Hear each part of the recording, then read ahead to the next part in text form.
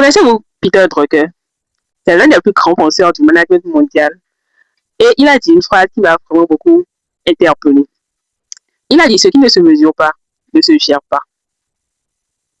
Il ne parlait pas d'agriculture, il ne parlait pas de PME béninoise, il ne parlait pas de Gary, il ne parlait pas de Vitanana, mais il aurait pu. Parce que chaque jour, au Bénin, plusieurs entrepreneurs sérieux, travailleurs et passionnés par ce qu'ils font perdent de l'argent, pas parce qu'ils ne travaillent pas bien, mais parce qu'ils ne mesurent pas exactement ce qu'ils font. Dans l'épisode précédent, nous avons établi le diagnostic ensemble. Votre carnet papier vous coûte de l'argent chaque jour, silencieusement. Aujourd'hui, on va plus loin. Je vais vous montrer 4 raisons pour lesquelles votre gestion actuelle sabote votre rentabilité et comment identifier celles qui vous coûtent le plus cher dans votre activité dès aujourd'hui. Je suis Ariane Perry, je suis agroéconomiste, consultante principale à Harvard Consulting. Bienvenue dans l'épisode 2. On commence. Les 4 raisons pour lesquelles votre système vous sabote. Voici ce que nous allons décortiquer ensemble dans les prochaines minutes.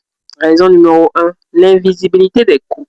Raison numéro 2, la mémoire défaillante des stocks. Raison numéro 3, l'opacité des pertes. Et raison numéro 4, l'invisibilité auprès des financeurs. Chacune de ces raisons a un coût réel sur votre activité et chacune a une solution concrète que nous verrons dans l'épisode 3.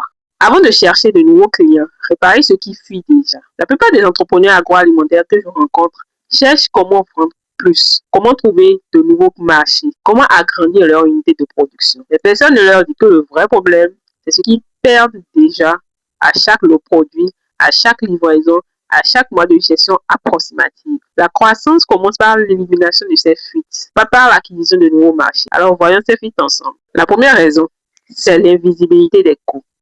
Avec un carnet papier, vous notez ce que vous achetez, vous notez peut-être ce que vous vendez, mais vous ne calculez jamais votre coût de production réel par unité produite.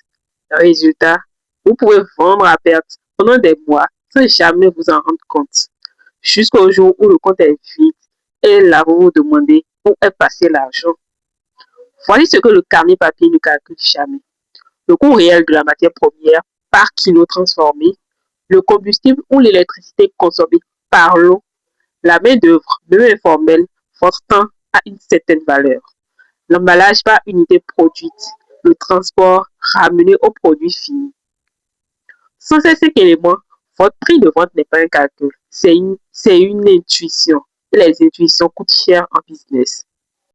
La deuxième raison, c'est ce que j'appelle la mémoire défaillante des stocks. Je vais vous décrire un scénario.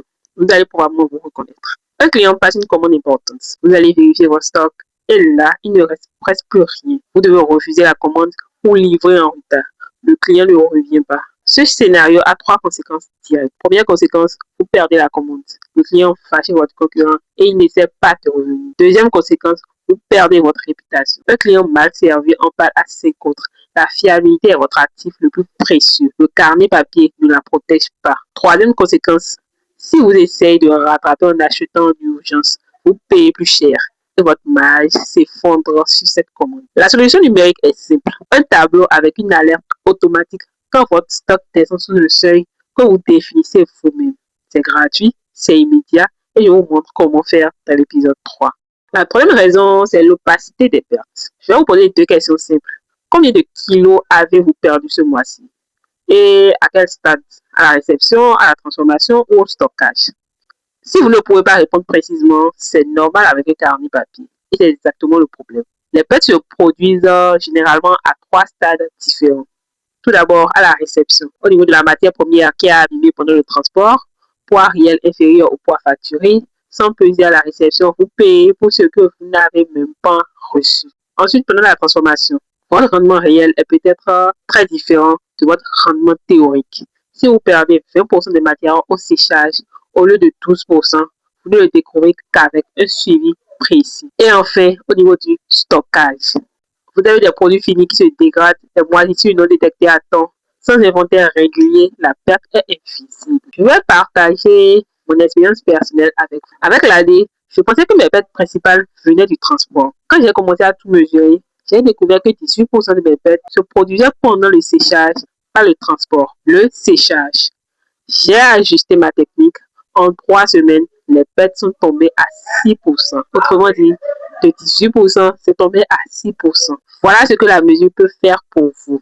Quatrième raison, et c'est peut-être la plus importante pour votre croissance future. Imaginez une scène. Vous allez dans une banque ou une IMF pour demander un financement. L'agent vous pose des questions précises. Quel est votre chiffre d'affaires mensuel? Quel est votre coût de revient? Quelle est votre marge nette sur les 6 derniers mois? Avec un carnet papier, vous ne pouvez pas répondre à ces questions de façon structurée et crédible. Un carnet n'est pas un état financier, c'est un journal intime. Et les banques ne financent pas les journaux intimes. Avec un simple tableau numérique tenu depuis 3 à 6 mois, la conversation change complètement. Vous devenez crédible, vous devenez finançable. Et ça ne débloque pas seulement le crédit bancaire, ça vous ouvre les portes des fonds compétitifs et des subventions agricoles, des acheteurs qui préfinancent et des investisseurs à impact qui cherchent exactement des PME comme la vôtre. À présent, récapitulons ce que nous venons de voir. Raison numéro 1, l'invisibilité des coûts. Vous vendez sans savoir si vous gagnez vraiment. Raison numéro 2, la mémoire défaillante des stocks. Vous découvrez la pénurie quand le client est déjà parti. Raison numéro 3, l'opacité des pertes. Vous perdez sans savoir où, ni quand, ni pourquoi. Raison numéro 4, l'invisibilité auprès des financeurs. Vous restez invisible pour les banques et les bailleurs. Ces 4 raisons point commun. Elles se corrigent toutes avec les mêmes outils simples et gratuits. Des outils que vous pouvez adopter dès cette semaine. C'est exactement ce que je vais vous montrer dans l'épisode 3 la semaine prochaine. Avant de terminer, j'ai une question pour vous. Laquelle de ces 4 raisons vous touche le plus aujourd'hui? Écrivez votre réponse en commentaire. Je lis tous les commentaires personnellement et votre réponse m'aide à créer du contenu encore plus adapté à vos besoins. Si cette formation vous apporte de la valeur, abonnez-vous et activez la cloche de notification. L'épisode 3 arrive la semaine prochaine et là, on passe aux solutions concrètes.